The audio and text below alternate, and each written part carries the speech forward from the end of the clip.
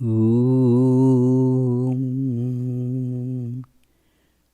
आप्यायन्तु ममाङ्गानि वाक्प्राणश्चक्षुः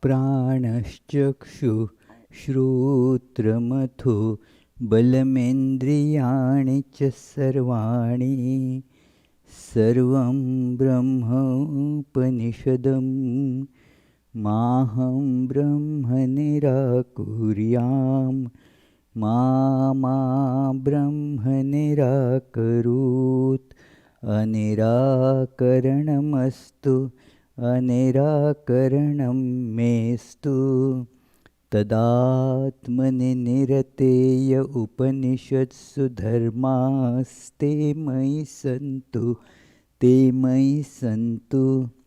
ॐ शान्ति शान्ति शान्तिः।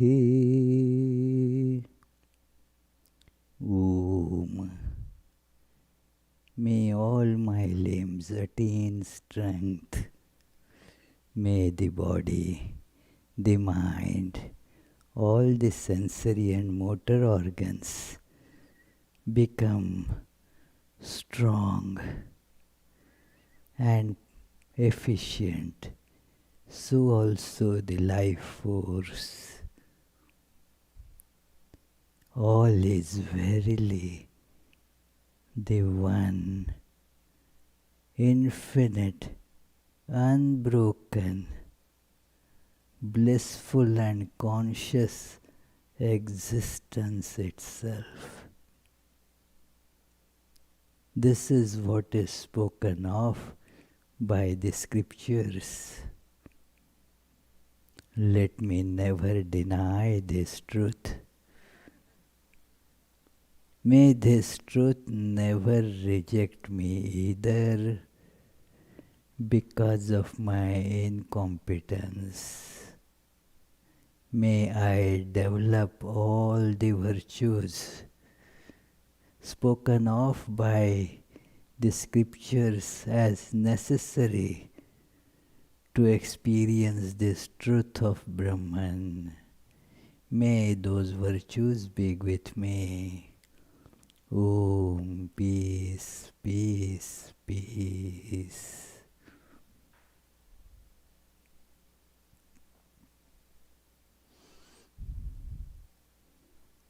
Let us feel the all-pervading divine presence within us, just like the ocean is in every wave. So let us imagine each of us is like wave on the ocean of Brahman or God. Let us feel that presence within us.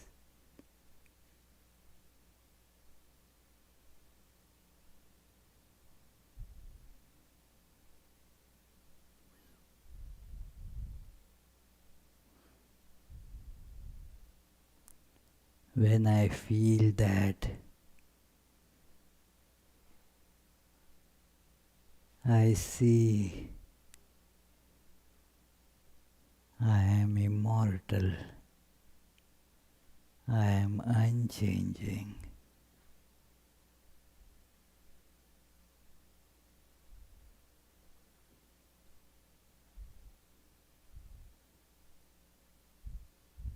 I am free from all desires.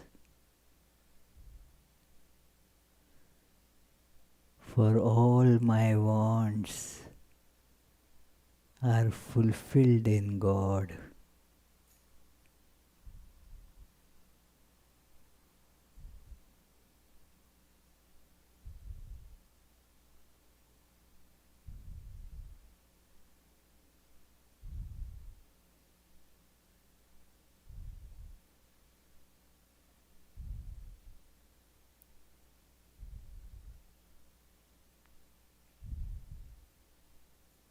I am the same one being in all different bodies.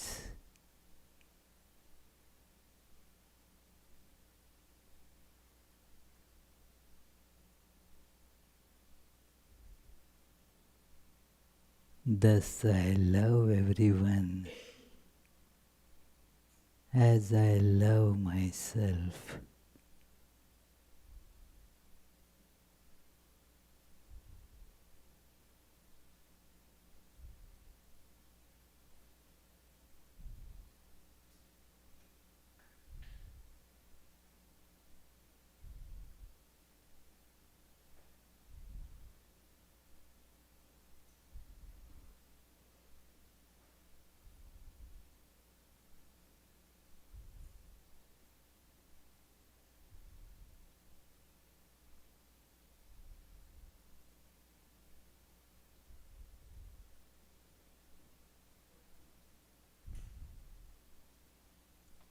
I can feel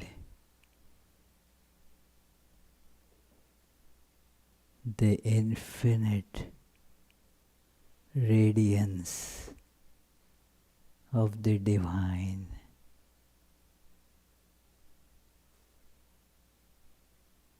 permeating in and through everything.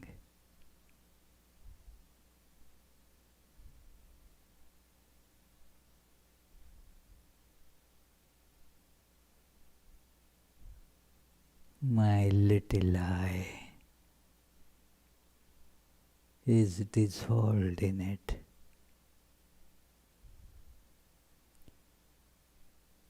Om.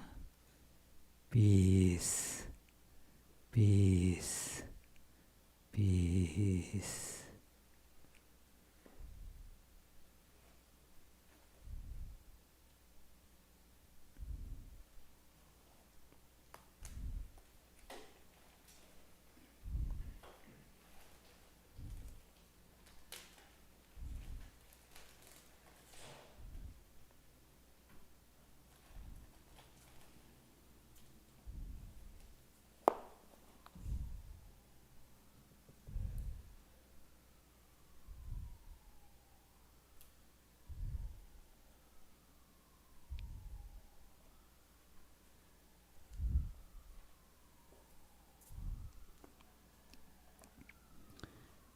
So friends, let us begin the 60th class, 60.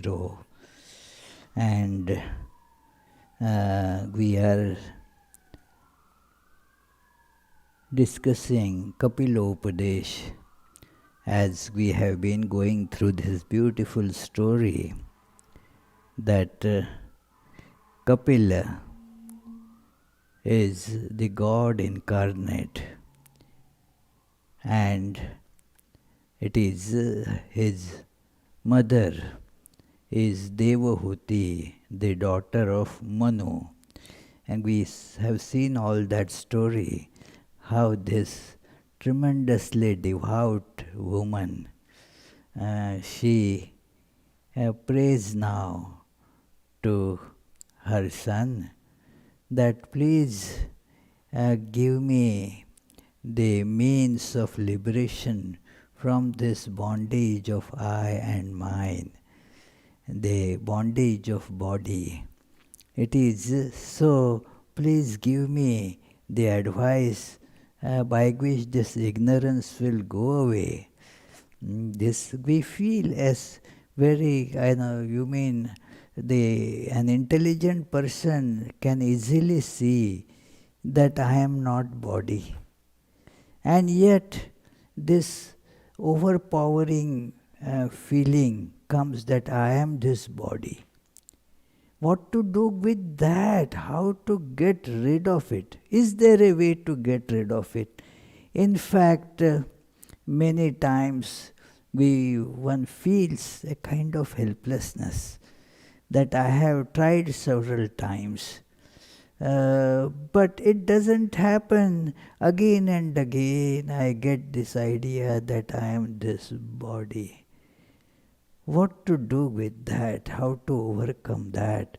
And Kapila says, well, don't worry, there is the way. Okay, let us begin with the opening prayers. Janmadhyasya yatonvayaditaratashchartheshvabhijñasvarat Tene brahmhridaya adikavaye मुह्यन्ति यत्सूरयः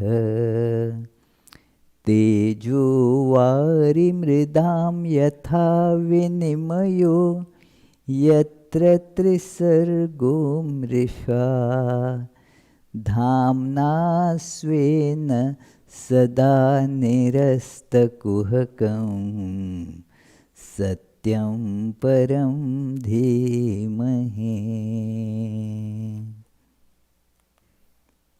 That from whom creation, sustenance and dissolution of the universe take place, who is both the instrumental and material cause of it, who is omniscient, is the only one having self-mastery, being the one independent entity, who illumined the mind of Brahma with the Vedic revelation, whose wisdom is the wonder of even the greatest sages, in whom the world of the three gunas subsists, just as the combination of materials like fire, water and earth subsist in their causes without changing their elemental nature, in whose consciousness there is nothing false.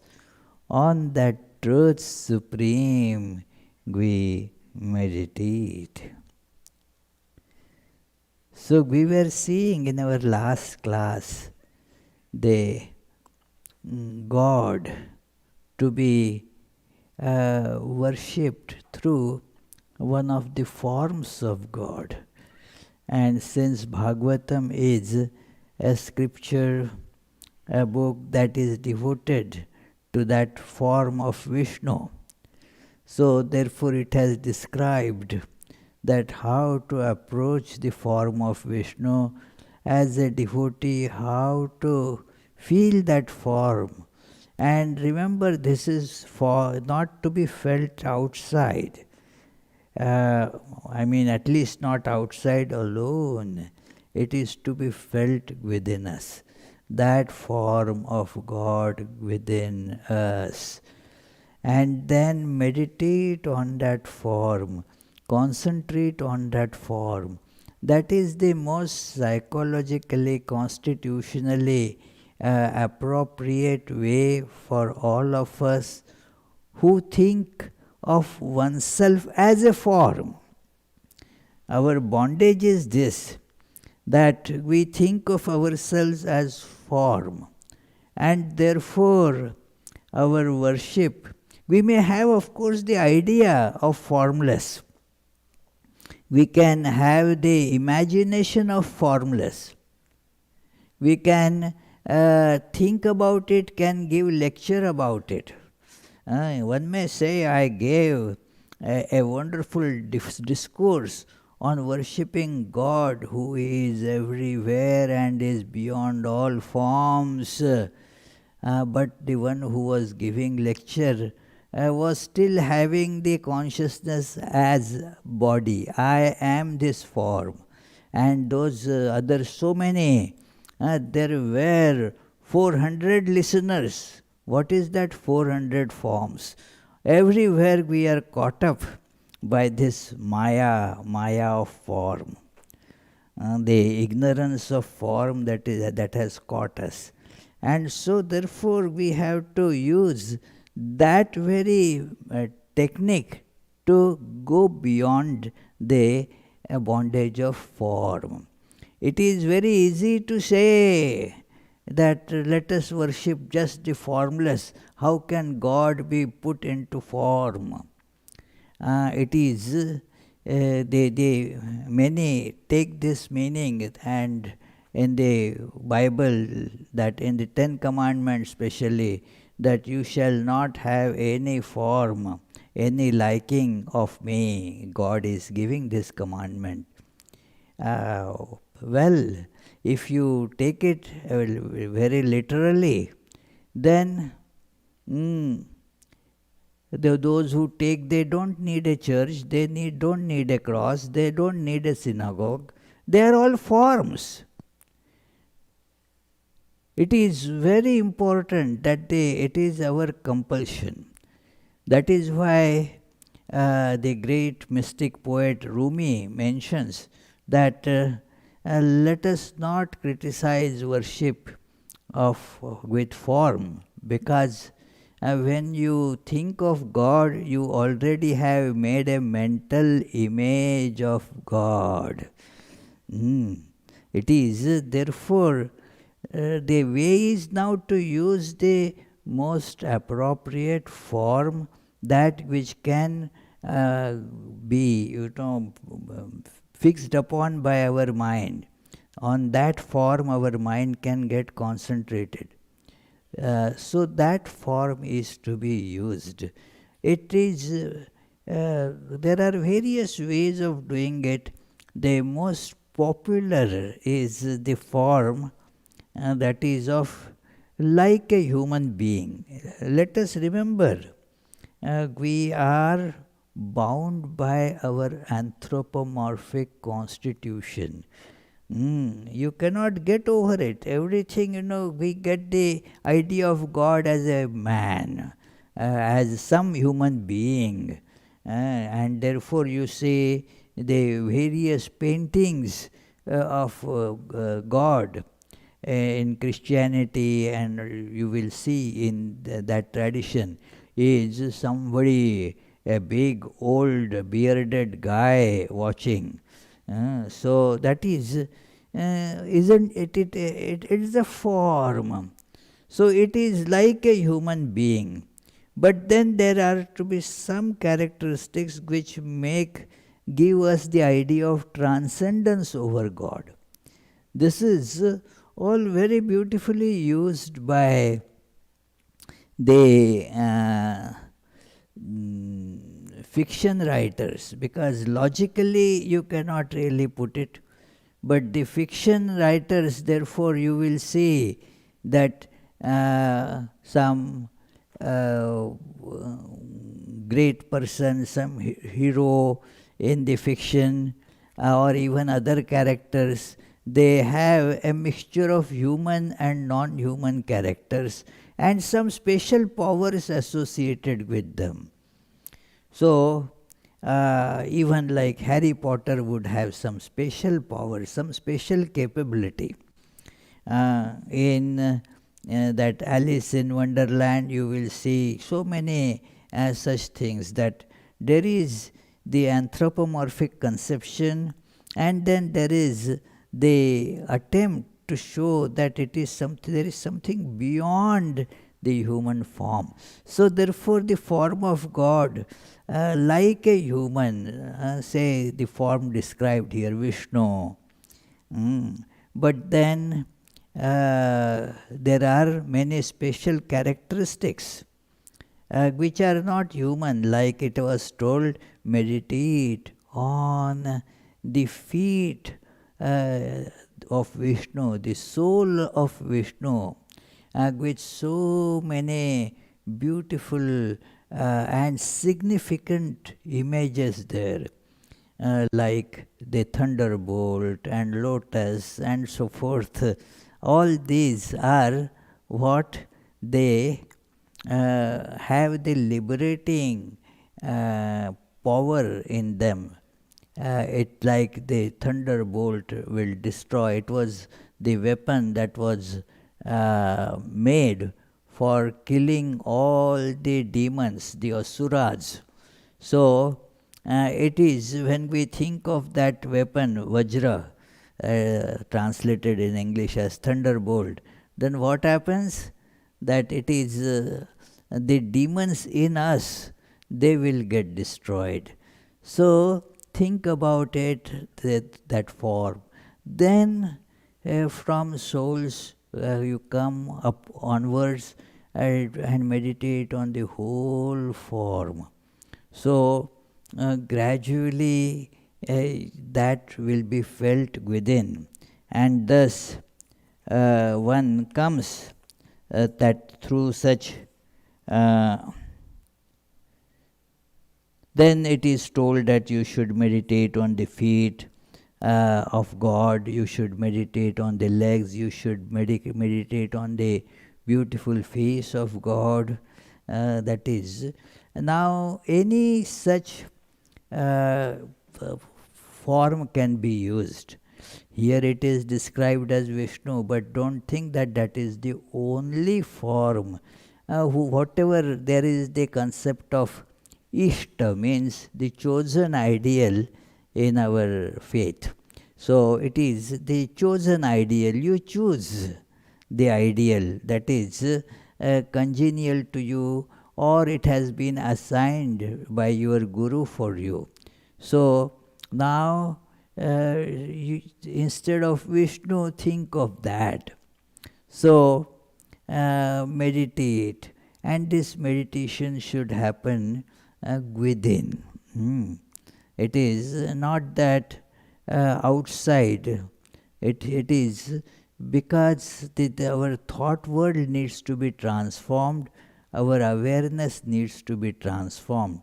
So when our physical strength is to be enhanced, then we give the proper physical food and physical exercise to the muscles. So, when we have to have the transformation of our psyche, then that kind of the exercise is to be given. That is called meditation, worship. So, and then there is the worship that is to be done in accordance with that you offer best things to God in this way inside, and then imagine that God has taken form outside, and do the worship outside too. So both these have to be complemented, and then what happens that through such meditations the devotee obtains absorbing love for the Lord. Through such concentration, the terrible bondage of name and form gradually start melting.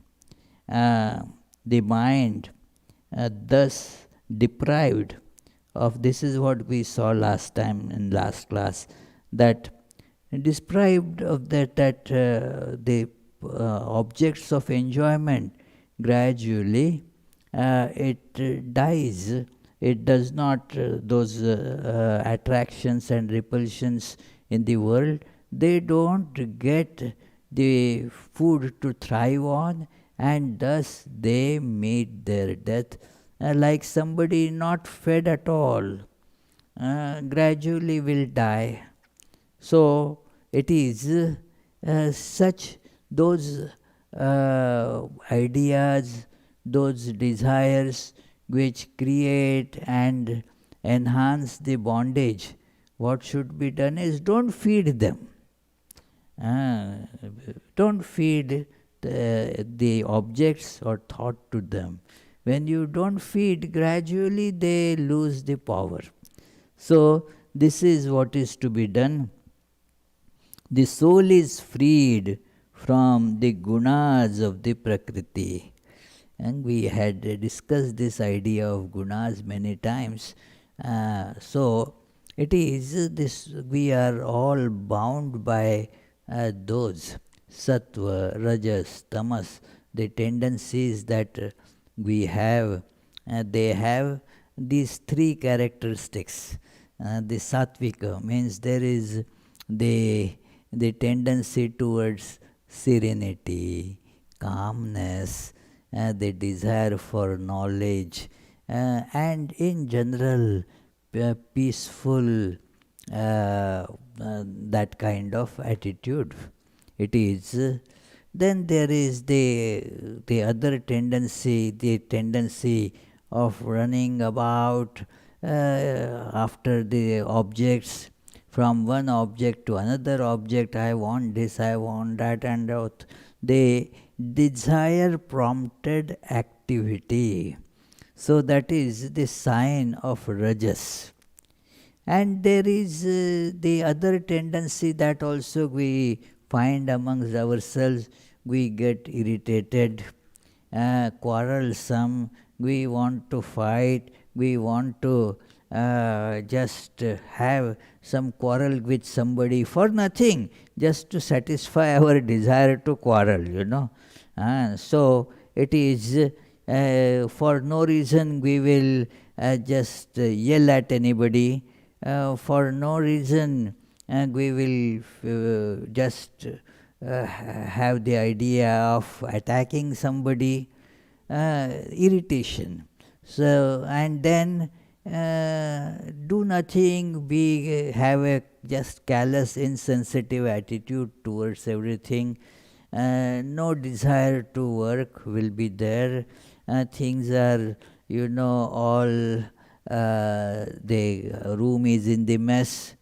All things are lying around, and the fellow is seeing it, but has no tendency to put it right. It is a callousness, insensitivity. Not that the person doesn't know, but the tendency doesn't come to do the things right. This is the tamoguna. To not to move, not to budge from the position that we are in, that is the inertiatic tendency. So, all these are bondages. The bondage of sattva is much better. It takes us towards liberation. Others are progressively more and more stringent bondages. So you become free from that, having thus given up the mistaken identity with illusory body mind. The soul is established in the Atman. Thus the ignorance, Kapila is telling Mother, thus the ignorance will break, go away. And now nothing more is to be done. You are the self. You just see that all running about stops. Just like a person who had put the specs on the forehead and forgot all about it and keeps on looking, where did I put them? And then suddenly, oh, here it is. And so now the searching for these glasses stop. So also our searching for everything in the world stops by being established in the Atman, our true identity. It is this mistaken identity is the problem. I am this body. That identity has to go. There is no point in fostering and strengthening that identity. And in ignorance, the work happens to more and more foster this ignorance, this identification. I am so and so, and I am going to do this. I am going to show that fellow a lesson. It is. I can do this. I can do that. All that is what? Increasing this binding and wrong identity. This is bondage because it is not true. You are not the body. And thus when this vanishes, you are neither the body nor the mind. You are what? You are the Atman. So sometimes people they keep on arguing about the knowledge and devotion. There is path of knowledge, there is path of devotion, but they are not cut and dried completely separate pieces like that.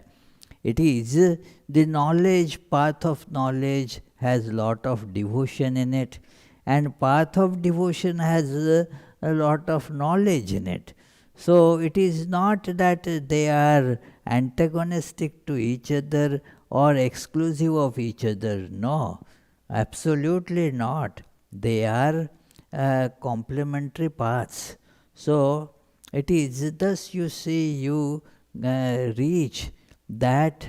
Again, this is a misunderstanding that gets somehow circulated, that for what reason, for what, on what authority, I don't know, that it is the knowledge means non-dual and devotion means duality.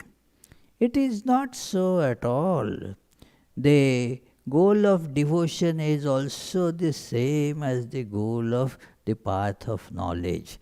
It is path means what? It is you are still moving, and therefore whether path of knowledge or path of devotion, the path means there is the duality that you take as the fact, and therefore you want to get over it.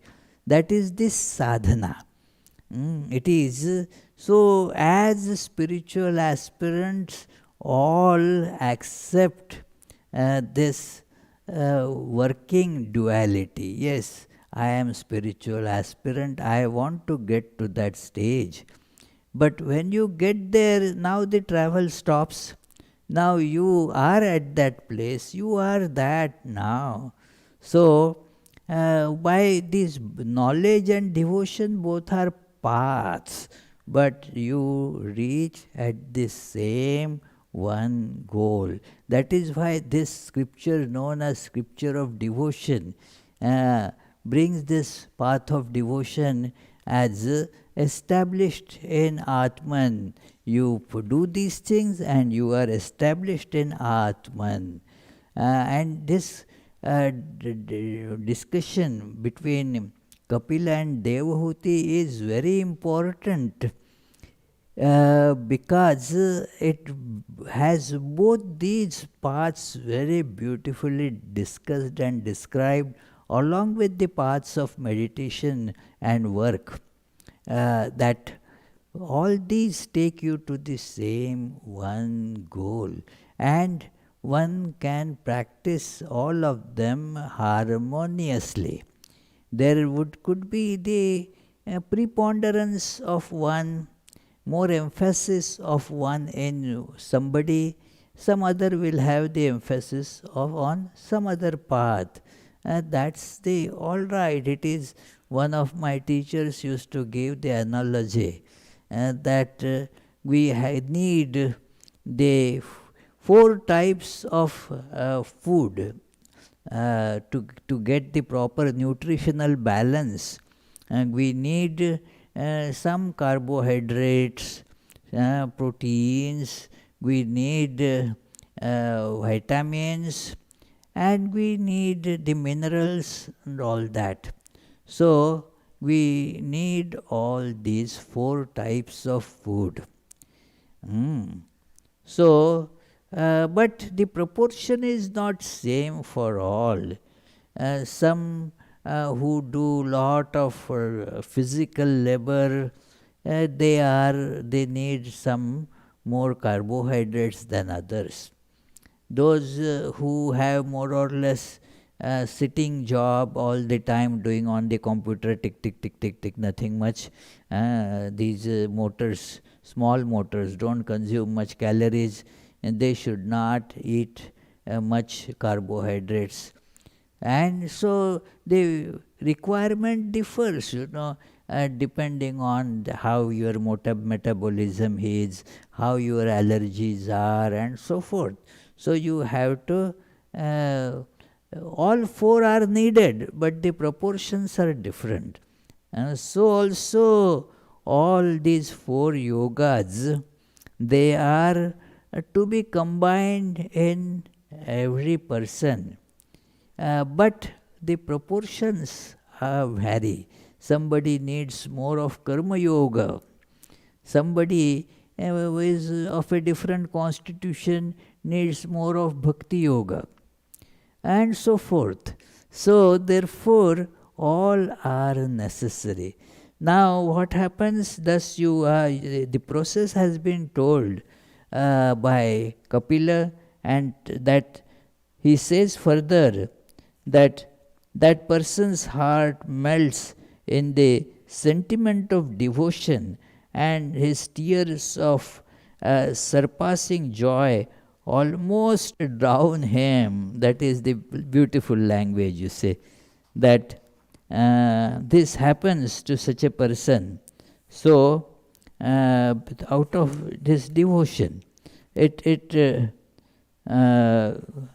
thus you see that the life starts changing. The person's life becomes now completely tuned into this path of moving. Now nothing else remains important. So it is now we see that from form you go into the formless. It is we are seeing this 28th chapter, where you see that this idea comes that from form now you go to the realization of the divine. So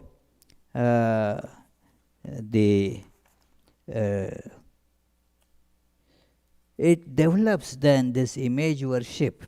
Kapila tells that the man who is dominated by the you see that rajas, tamas.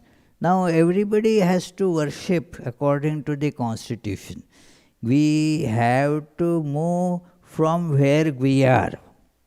No, there is no choice in that matter. If I am in the basement and want to go to the top floor, well, I cannot start from the second floor. First I have to get to the second floor, and there is no shame about it. It is, yes, I will start from where I am. Practically, many people do not progress because they want to take this so-called higher path. The question is, are you there? No, I want to start from the second floor itself. I told you many times an incident when I was a child, maybe somebody like our Unmesh age, this and then my parents used to watch whether I am studying or not. I am not wasting too much time in playing, whether I am eating right or not, and all that. And as soon as it is evening, they would say, come. And then one of my cousins used to be staying there, and then he was doing some PhD, and so naturally it is not that my parents wouldn't go to tell him, hey, have you studied this, have you drunk your milk, have you taken your this thing, and get up now, and why did you go out there at night? No, he was doing everything free. And then I felt the pinch of this. What is this discrimination? He can do whatever he likes. I am always the parents are over my shoulder and telling me do everything. And so I said, why? You tell me. Why don't you tell him? Then my dad told me, see, you are in fifth grade or whatever, you are in fifth grade, he is doing PhD. So I said, okay, I don't want to study fifth grade, I want to do PhD. Now, how can I do PhD if I am not able to even do the study meant for the fifth grade? Eh? So I can become a student of PhD provided I start from where I am, do that properly. See that what is the next thing I have to do my homework. Let me do that at least. So that is how we think that, okay, I don't like to do worship in this way. I want to just merge in God, that is all pervading. So the end result is nothing happens practically. So therefore one must be very practical in approach. Yes, I want to merge in God, no doubt absolutely about it. I want to merge in God, but let me do it from where I can do that, move gradually according to my strength. So there is this tamas, that it is the gunas. There are different tendencies in people. So, and they, not that there is a person who is only sattva, rarely somebody like that. There is nobody who is only rajas, only tamas. We are having all this in different degrees. We can see, in ourselves that sometimes we feel very serene. We get the benevolent feelings about the whole universe. We do not get angry at all. But if that is the situation early in the morning, the afternoon may bring some other emotion, it is the mind starts running about, this is to be done, that is to be done, this is not right, this is right, this is all that. So a chaotic activity ensues. Rajas activity propelled by desires becomes chaotic because the desires keep on shifting, So, and then you get tired, irritated. At some other time you feel for no reason apparent, but you feel like the desire to scold somebody, give a peace of mind to somebody. It is so the peace goes away only giving the peace of mind to someone. So you keep on boiling inside. So that is how the tendencies are. But every place, well, there you connect to God through that tendency, so that it will have transformation. Like God, if those who have tamasic tendencies, these tendencies of irritation, anger and all, what? They pray to God for those things. Annihilate my enemy. Let my enemy die. It is, So pray. One of my fellow students, our Tukaram ji, he knows we were staying together, and then he used to work. That in the science college he was student, and then he had to complete that some laboratory work, but the lab was closed. Why? And there was some cricket match, and then so it was. People were all going for that, so he could not do the lab work. So he felt sad. Why it is this? And then the match, second day, third day, those matches used to be 5 days. You say, So it is 5 or 6 days. And then he said, okay, now the match is over, so it has. He started doing his work. Again, the next match. So he became so upset. He said, and why these people do not die quickly? Why do they not die quickly? So it is because out of irritation one has some such things. So, but then if it is connected to God, you have those prayers for God. Therefore, even those who are robbers, there are the robbers Kali, the Divine Mother worshipped by the robbers for the success in their robbery. That let them get a big booty and they may not get caught by police or anybody. It will be all a wonderful, successful operation. So it is simple thing. We will kill that guard. No regard for that guard's life or anybody's life. The whole concentration is to get the money. So it is for that now they worship God. So it is that in Holy Mother's life there is that description, that those, I don't want to get into the details, but there was that temple there, Dakater Kali. So it is that Kali worshipped by those who are robbers. So then the Rajas.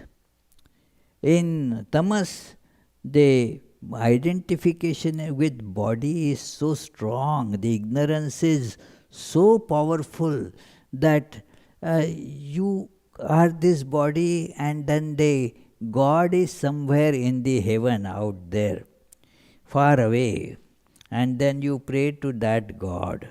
Then in Rajas, also the God is outside, but the God is prayed not for any evil tendencies, evil intentions, but to get enjoyments in life.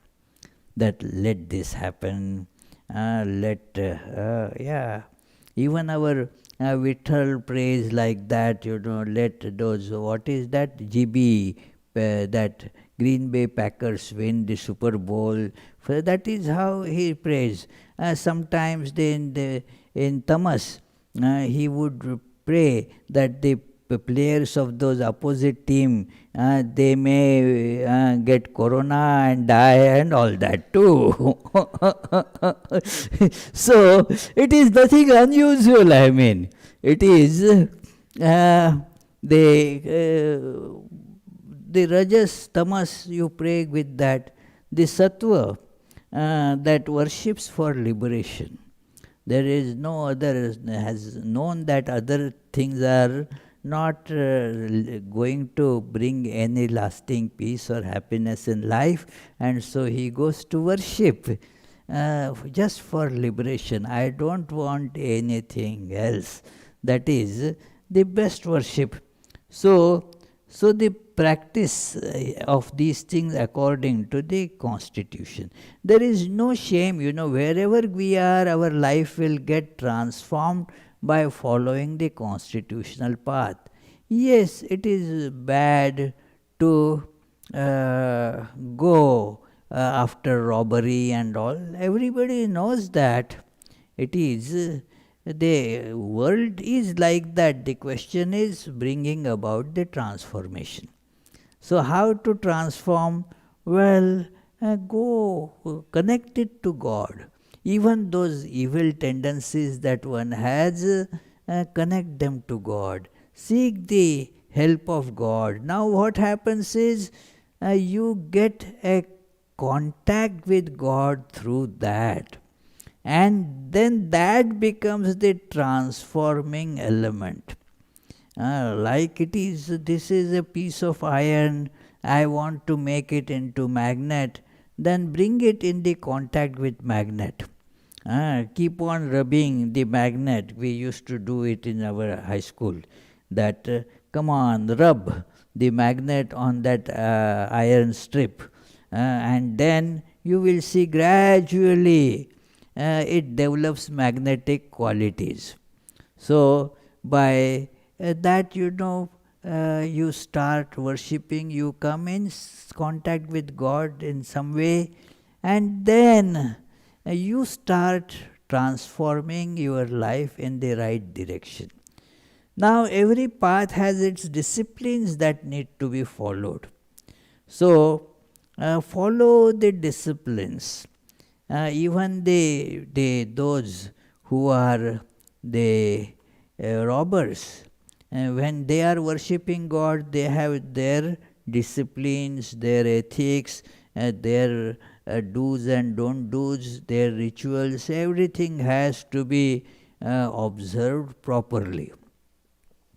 So even if that for robbery it is that the Divine Mother is being propitiated, but then that robber will take a proper bath and everything, go to long distance and spend money to collect all the necessary things for the worship. It is so those disciplines are there. Will follow the right time for that and so forth. So they with that practicing these disciplines regularly, it then becomes habit. It gradually changes from tamas to sattva. Your characteristics change. Friends, it actually happens. Charlie, it happens. I have seen hundreds of people. The transformation does happen if you properly follow the path. It is as rational as if you drive with the proper directions, follow the directions, you will reach where you wanted to reach. Your that Google map, whatever, will announce you have arrived. Follow the directions and then you will get there. So it is as sure as that the path of liberation you can follow. But if you give up in between, or get digressed from it, and then it will naturally it will not happen. It will take more time till you actually are on the path. So therefore this is how the path will go on. The transformation will have one very important dimension, that serving God in all beings. This image worship gives rise as a transformative idea that God is not only in the image, that very God is in all beings. It is the universal, that God is everybody's God. My God is everybody's God, and therefore that God is in everyone. So that through that image worship, everybody is transformed into that image of God. God as the indweller of everybody, and thus what happens?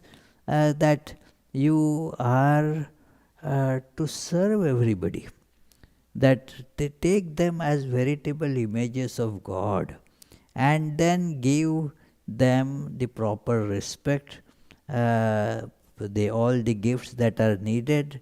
Accordingly you give that. In Bhagavatam, here you find that is such a beautiful description here, that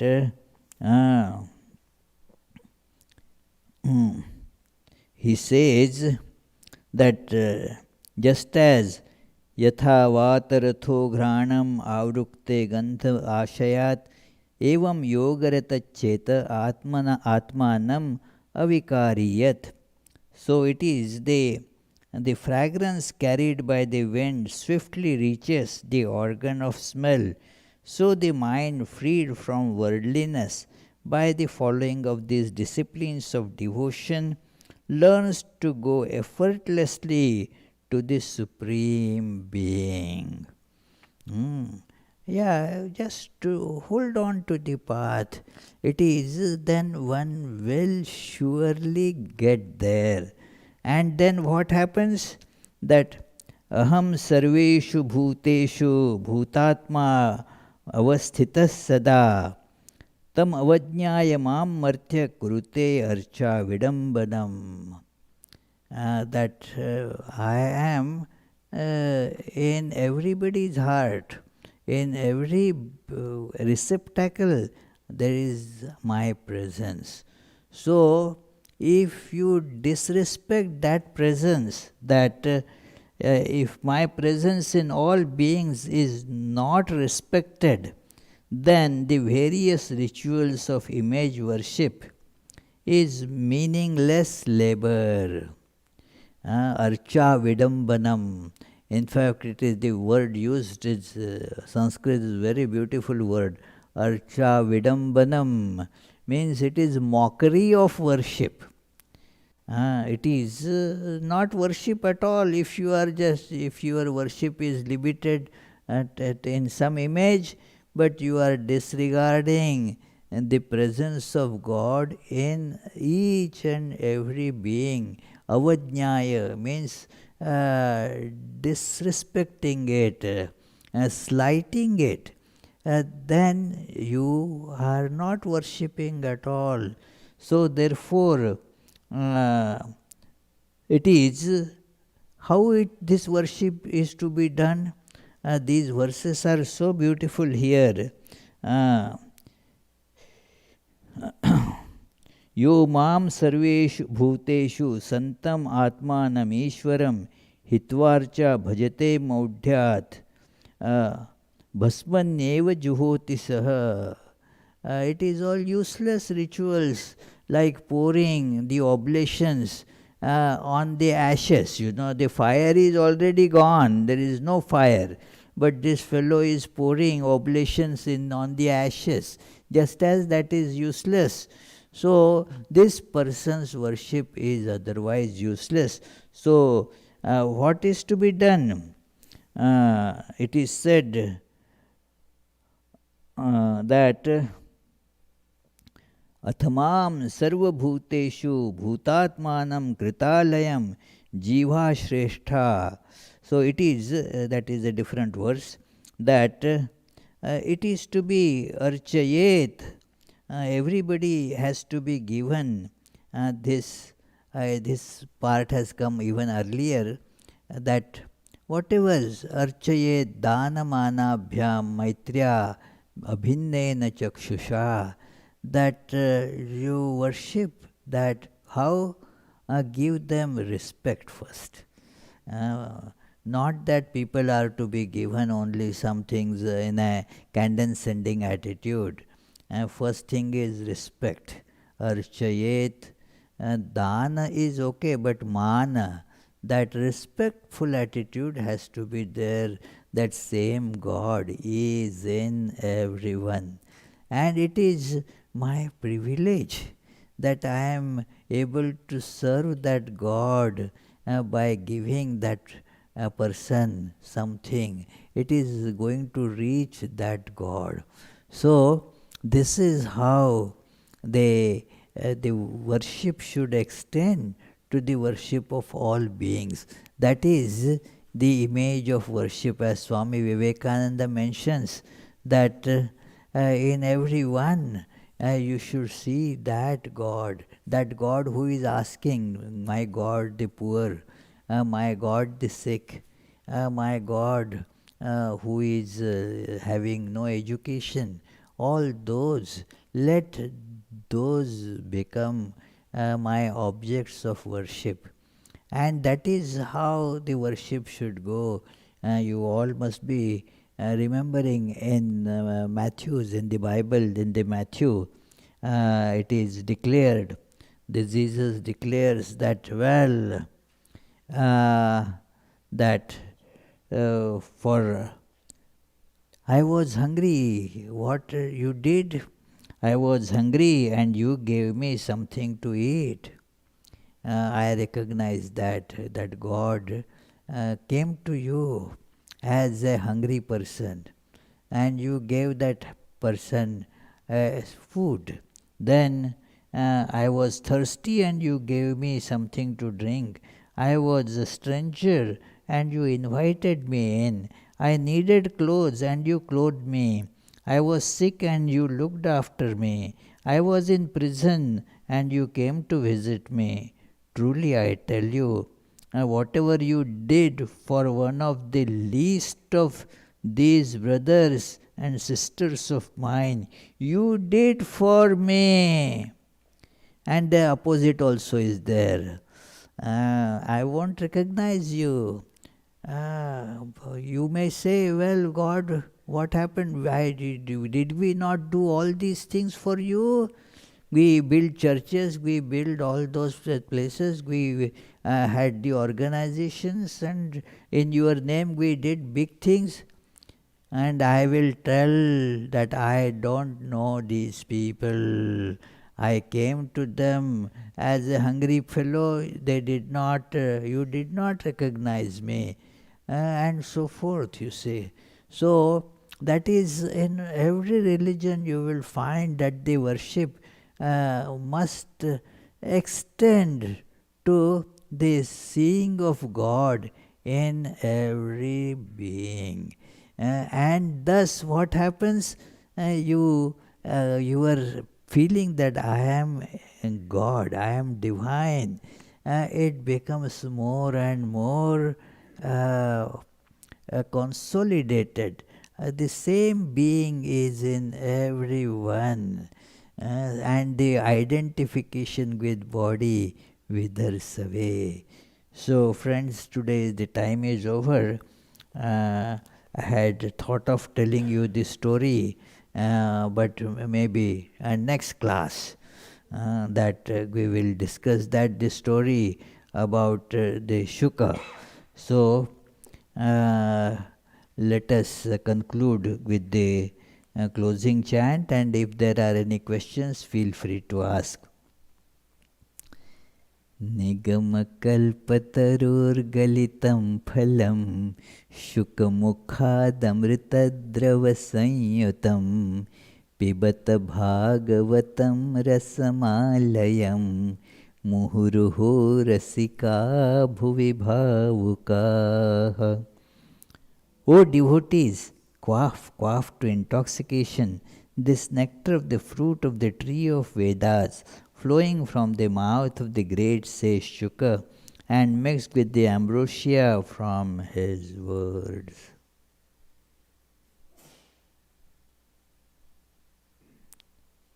Any questions? Any question here? Yes, Abhijit?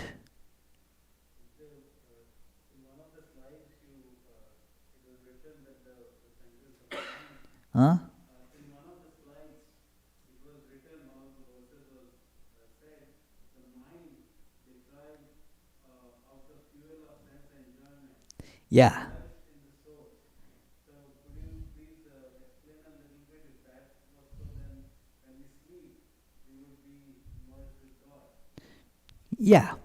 That is what is it is in other scriptures and Upanishads. Also, it is the same idea is mentioned. Dagdhen diva iva analam. When the indhana means the fuel is exhausted, the fire is calmed down.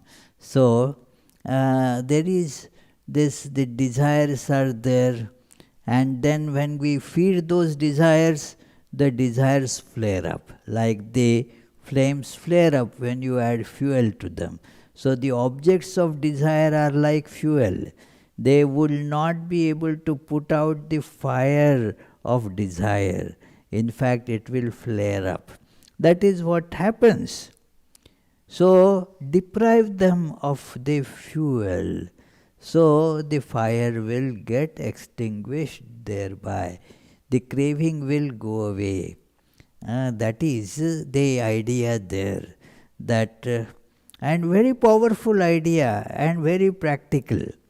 It is all that is what we commonly do also. Last time I had explained this, giving the that agriculture. If you do not want the weeds to go, do not feed the weeds. That is the best way. It is they feed only the plants that you want to grow. That is the principle behind what is called drip irrigation. Drip irrigation means you just feed the water and plant nutrients right at the root of that. I have seen such farms where only bananas are, banana trees are there. And not a grain of weed or even grass is there. And I was wondering how this happens. Then I was shown, see, the water goes only there. Other things do not get water, they don't grow. That is the same idea. All those desires which keep on scorching our mind, how to get over those desires? Stop feeding them. We do the opposite thing. And that is why those desires get more and more powerful. Thus it becomes a conflagration. So, and we keep on wondering how this happens. Why am I not able to fulfill the desire? These are all wrong desires, can never be fulfilled. Every single desire except that of realizing God is a bottomless pit. Remember this. Remember Unmesh. It is a bottomless pit. So only God realization, that desire can be fulfilled. No other desires can meet the end. It will give rise to more desires.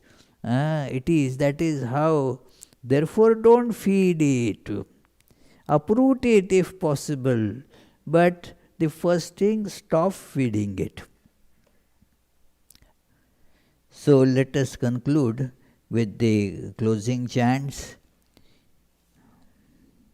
There is a new book of Swami Chetananandji that has come.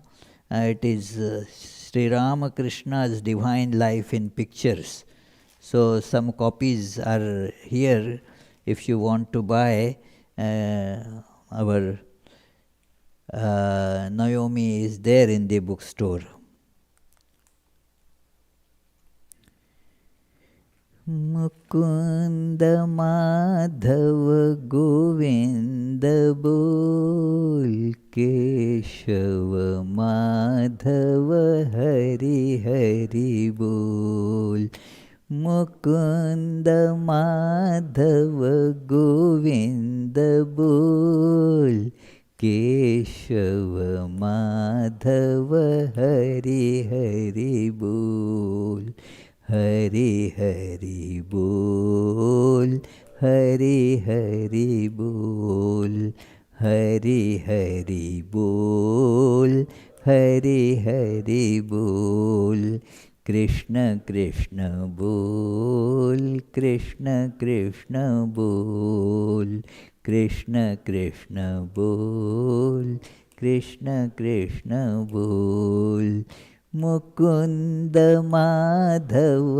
Govind बोल केशव माधव हरि हरि बोल केशव माधव हरि हरि बोल.